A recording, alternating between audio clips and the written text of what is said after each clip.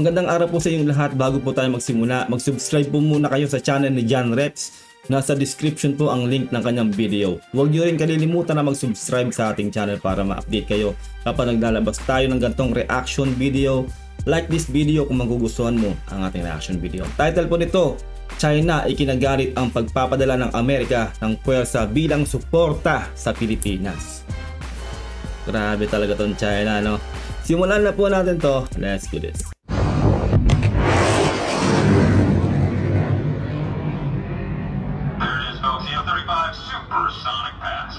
Ikinagalit ng China ang ginawa ng Amerika kung saan nagpadala ito ng surveillance aircraft sa Skoda habang binubugbog ng barko ng China ang BRP Teresa Magbanwa noong Sabado. Matapos naman ang mga panawagan ng Pilipinas ay isang barko naman ang ipinadala ng US Coast Guard sa rehiyon upang ipakita ang pangako nito sa kaalyado. Subscribe po kayo kay John Reps. Solid. Sa panahon ng insidente noong Sabado kung saan sinadyang banggain ng China Coast Guard ang pinakamalaking barko ng Philippine Coast Guard sa Skoda, abay pinuna naman ng China ang isang surveillance aircraft ng Amerika na nag-iikot sa himpapawid ng Skoda noong araw na naganap ang insidente sa Skoda Shoal. Ayon sa report ni Yuyuan Tantiang ng China, isang US Navy P-8 Poseidon Maritime Patrol Aircraft ang nakita sa himpapawid na nakakagambala umano sa mga operasyon ng China Coast Guard na nagpapatupad ng batas.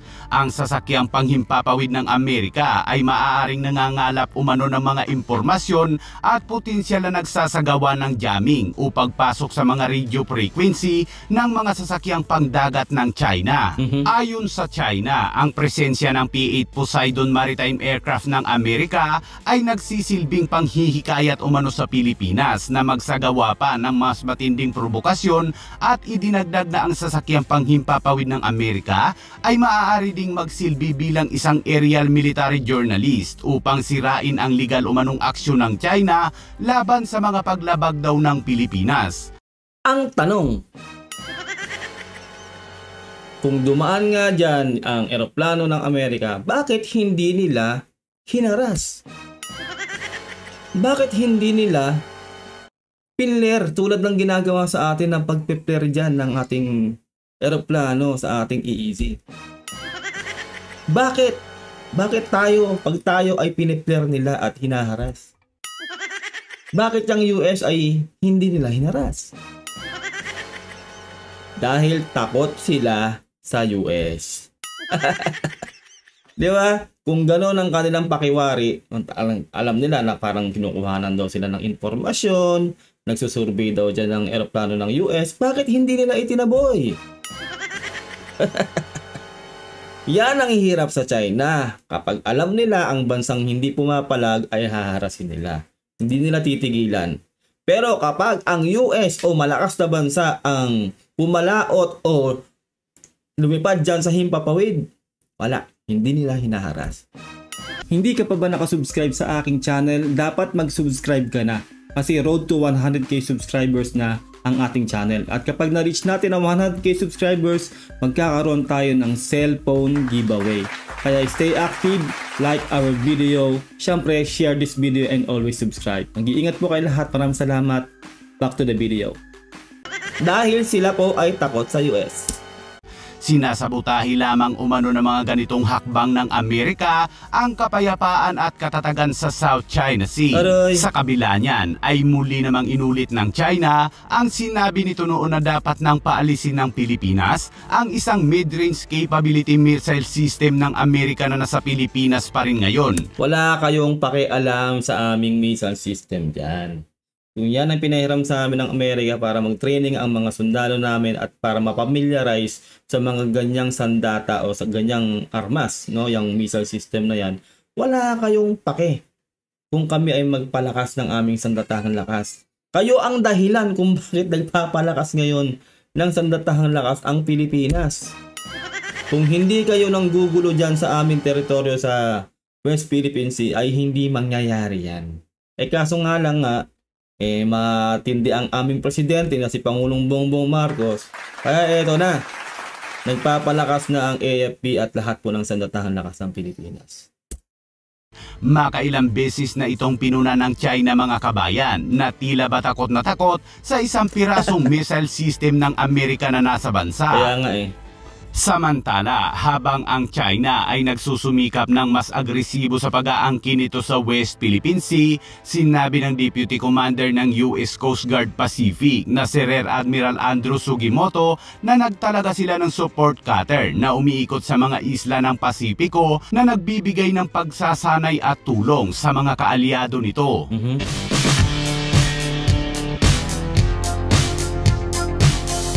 Sinabi ni Sugimoto sa isang virtual press briefing na inilipat ng US Coast Guard ang West Cutter sa rehiyon upang matugunan o maipakita ng Amerika ang mga pangako nito matapos iginiit ni DND Secretary Gilberto Teodoro na kailangan ng bansa ng suporta upang matigil ang mga aksyon ng China sa paglabag at pagbaliwala sa internasyonal na batas. Sobrang kudos po sa Amerika dahil ramdam natin ang kanilang todong suporta sa Pilipinas. Bagamat hindi man tayo pumapayag pa na samahan tayo, no? Pero gusto ngang repasuhin ni DND Secretary Gibo Teodoro ang MDT para po mabago talaga yan, para masamahan na talaga tayo. Kahit na yung sinabi po ni Browner na kailangan pa pong may mawalang buhay, no? Sana wag na pong ganun dahil kahit po si Sec Gibo ay ramdam na po ang gigil sa China sa ginagawa sa atin. At syempre nga, yung sinasabi ko, no?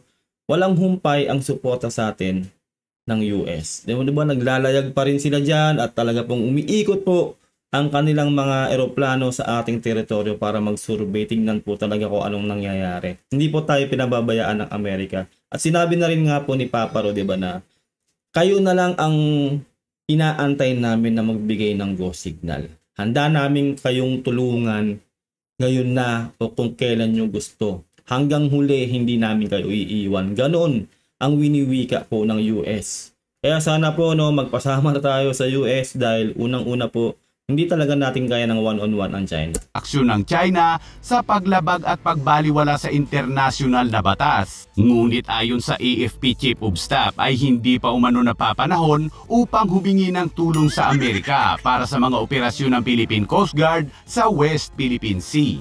Hindi lang barko ng US Coast Guard ang nasa rehiyon ngayon dahil nag-ooperate din ngayon sa Philippine Sea ang USS America na isang amphibious assault ship ng US Navy kasama ang 35th Marine Expeditionary Unit. Solid, no?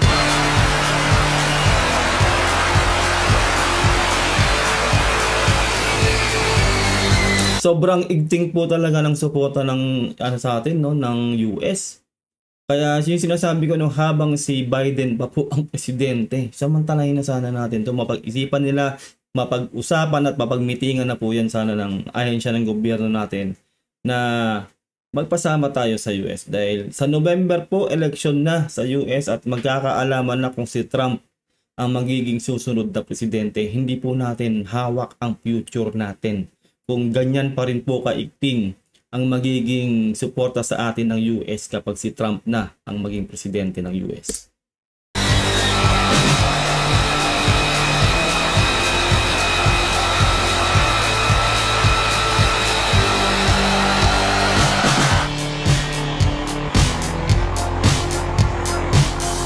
Sipin nyo, no, kung may ganyan din tayo, yung mga ng US na yan, ay, ang lakas-lakas na ng Pilipinas.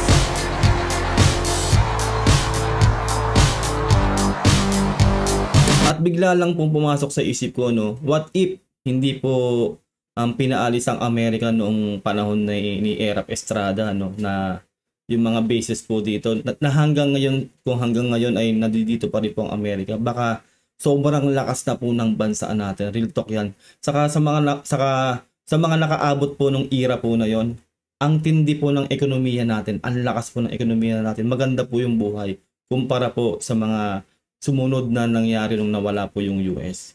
Isipin niyo yun. Dapat po napakaunlad na ng ating bansa at malamang sobrang lakas na rin po ng ating sandatahang lakas. Hindi po tayo ngayon na problema kung tutuusin. Kaso nga po, ganun nga po yung nangyari, no? Pinaalis po ni ex-President Erap Estrada ang mga Amerikano noon sa ating mga bases po dito. Particularly dito po sa amin sa Subic at saka po sa Clark. Kaya ngayon po, EDCA na lang po ang ating ginagawa ngayon at may kasunduan na hindi po sila pwedeng magtagal dito hanggat hindi natin sila kailangan. Ganun po yun.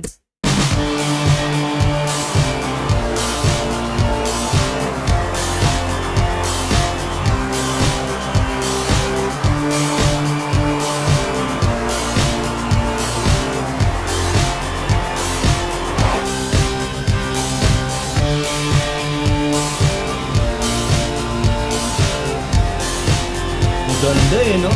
Ganda ng eroplano na.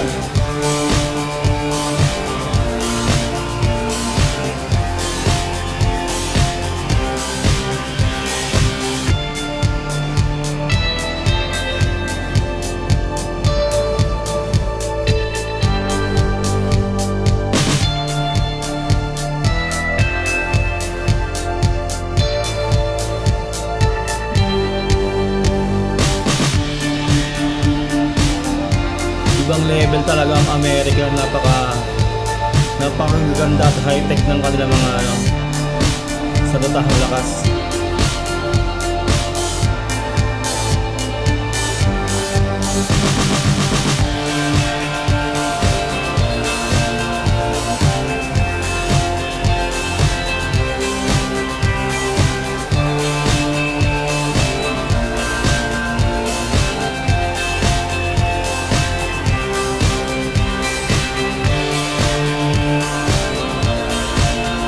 Gasolina pa lang yan, mahal na. Diba yung mga aeroplano nyo, hindi basta-basta.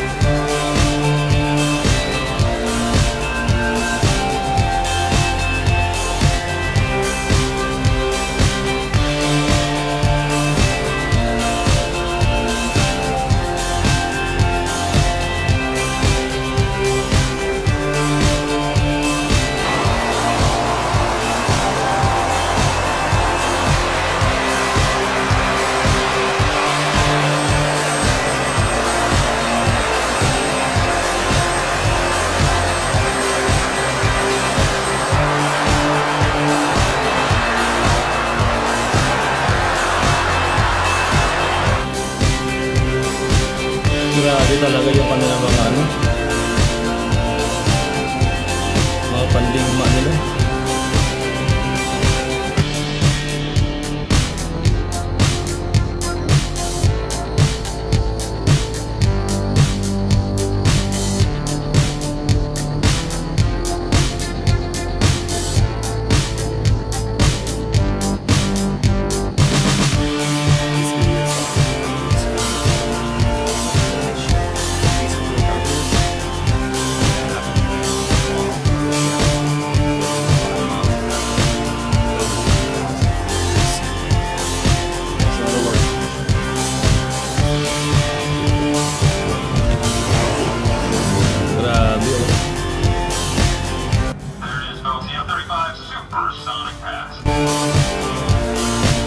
Iba talagang Amerika.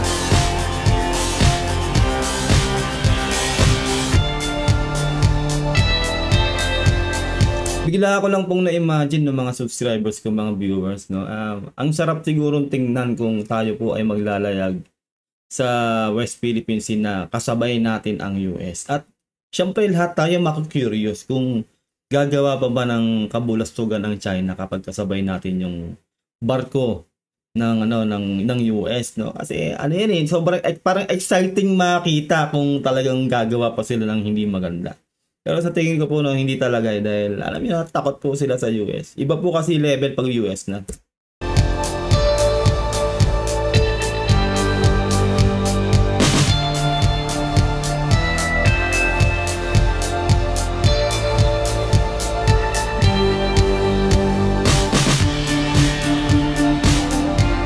Ayun lang po no, ating pong nagawa ng reaction video, magandang video na to ni John Reps. Mag-subscribe kayo sa channel niya, nasa description ang link ng kanyang video. Subscribe din po sa akin channel, like and share. Ingat po kayo lahat, until next time, God bless and peace out. Bye.